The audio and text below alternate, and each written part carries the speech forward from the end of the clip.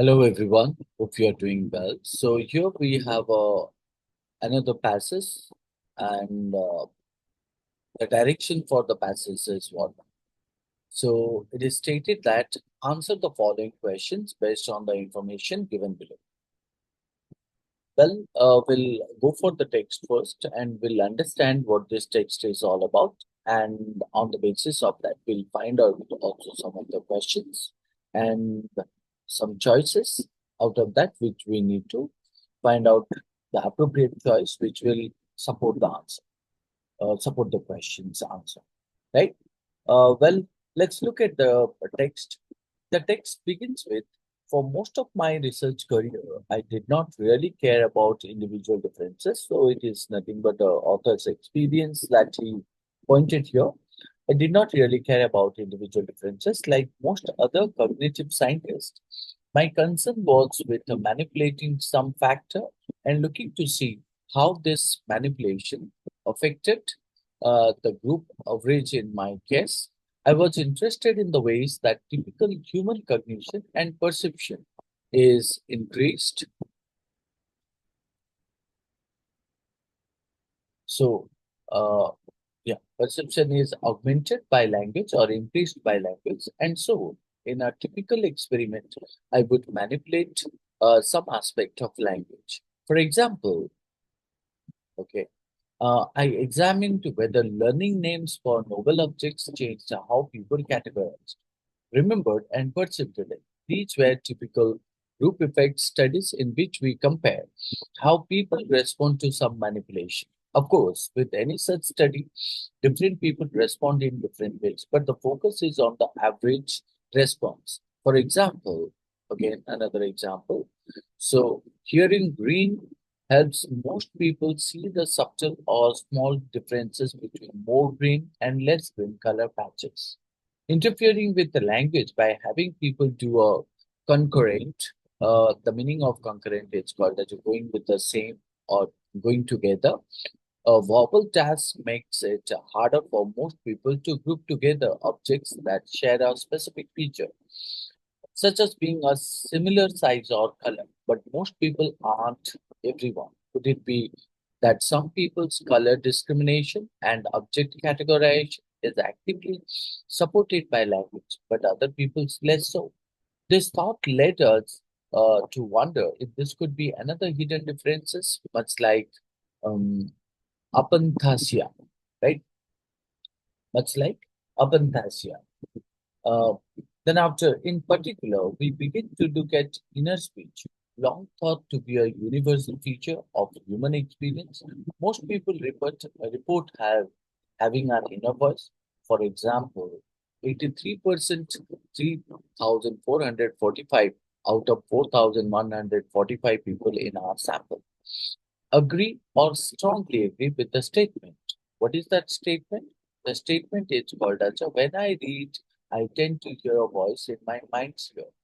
A similar proportion, 80% agree or strongly agree with the statement.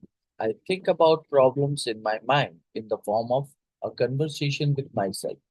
This proportion goes up even more when asked about social problems. 85% agree or strongly agree with the statement when thinking about a social problem. I often think it through in my head. On average, those who report having more visual imagery also report experiencing more inner speech. But 85% is hardly everyone. What about those who disagree with these statements? Some of them report experiencing an inner voice only in specific situations. For example, when it comes to reading, some say that they hear a voice only if they deliberately slow down or are reading something difficult. But a small percentage, 2 to 5%, report never experiencing an inner voice at all, like those with apanthasya, right? So we understand the meaning of apanthasya is called as a not experiencing an inner voice at all, who assume their whole lives that visual imagery is just a metaphor. Those with uh, an endophosia, so a term Johann Nethergaard and I coined to refer to the absence of what? absence of inner speech. Now you can say that what the meaning of anendophobia indicating about what absence of speech, inner speech. Assume that those inner monologues, so common in TV shows, are just a cinematic device rather than something that people actually experience. People with people with anendophobia report that they never replay past conversations and that although they have an idea what they want to say, they don't know what words will come out of their mouths until they start talking. It is tempting to think that there is a trade off between thinking using language and thinking using imagery. Take the widespread idea that people have different learning styles, some being visual learners and other verbal learners. It turns out this idea is largely incorrect. When it comes to imagery, and you can talk about inner speech, what we find is a positive, moderate positive correlation between vividness of visual imagery and inner speech. On average, those who report having more visual imagery also report experiencing more inner speech. Most who claim to not experience inner speech also report having no imagery, isn't it? Now, it's a very simple one. It gives us the idea, a shift in the author's research, like we find out at the beginning. So, author's research, right? And that focuses from studying average response to individual differences in, you can say that cognition, right? Cognition. Initially, the author's research was concerned with how language affects group average in tasks like you can say that categorizing object, categorizing object, right? So and then after you can say that concerned with how language affects group averages in tasks like categorizing objects. For instance, you can say the author stated that how learning, uh, uh, you can say that how learning names for objects influences their categorization or perception, isn't it? However, the author became interested in individual differences, specifically in how inner speech and internal dialogue some people report experiencing affects cognition. They found that while a majority of people report having an inner voice, a small percentage do not have that inner voice. These differences uh, create a kind of a word called as an endophasia, right? So an endophasia, which is indicating about the absence of what inner speech, like I pointed, the absence of um, inner speech, isn't it? And endophasia. So that contrasts with the common assumption that inner speech is a universal experience. Universal experience, right? So even the passage discusses the correlation between uh,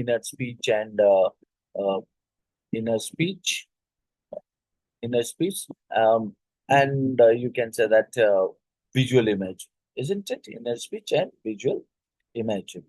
So noting that those with the more vivid visual imagery that tend to have more inner speech, while those without inner speech often report limited visual imagery. The author also reflects on the, you can say that misconception of distinct learning styles, suggesting that inner speech and visual imagery are related, but you can't say that mutually exclusive. Mutually exclusive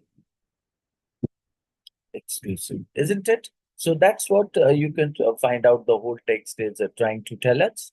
You can say that the main idea is nothing but exploration of individual differences in cognitive process, specifically focusing on the presence of absence of inner speech and its relationship with visual imagery. It focuses how understanding these differences can challenge assumption about universal cognitive experience, isn't it?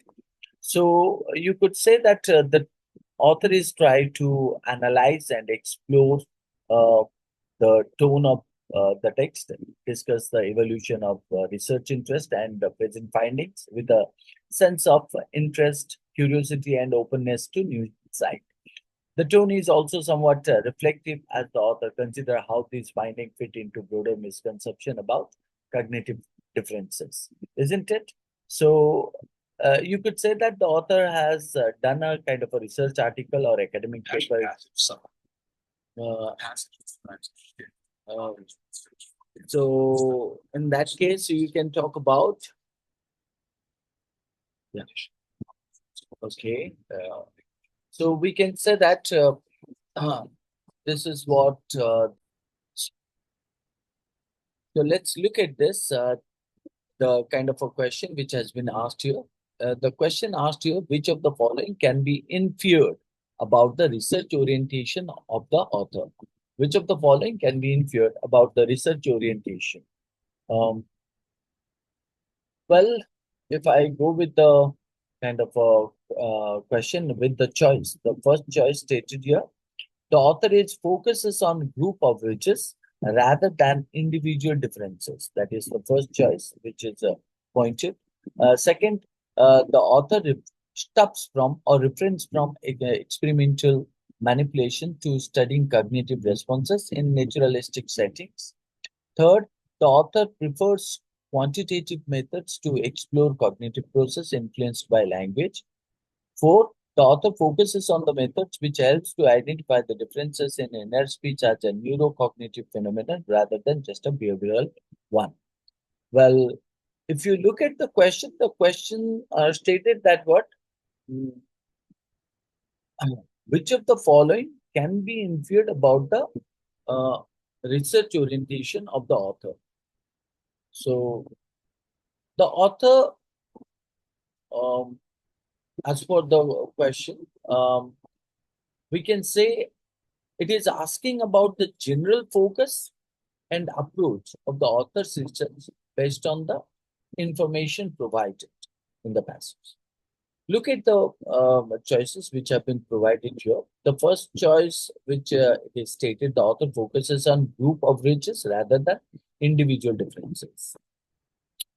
Now, if I talk about this one, this is this is correct because you can say that the passage describes how the author initially concentrated on studying group averages and typically responses in their experiments. Isn't it? Experiments. Over time, the author shifted to what? Exploring, exploring individual differences, specifically looking into nothing but inner speech. Isn't it?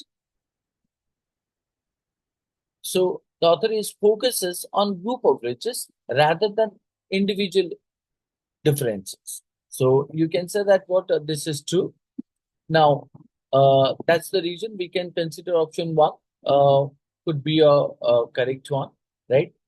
So let's look at the other options. Option two, where it is stated the author stops from experimental manipulation to studying cognitive response in naturalistic settling settings. So this is not the correct one, as the passage indicates that the author used experimental manipulation. Stated what? The author stops from experimental manipulation to studying cognitive response in naturalistic staging. So reference itself is indicating stops from. So whereas the passage indicates that the author used experimental manipulations, right or no?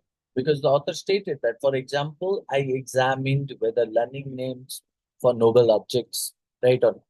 So you could say that what to study cognition, not naturalistic settings. The focus was on manipulating language aspects in controlled experiments, isn't it?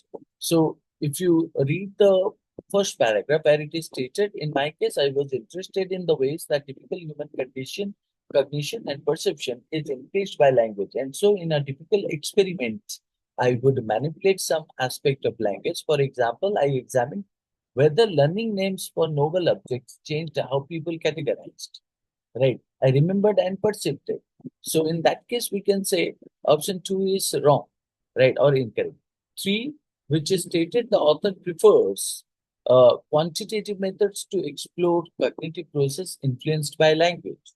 Now, this is also incorrect because the passage does not mention the author's preference.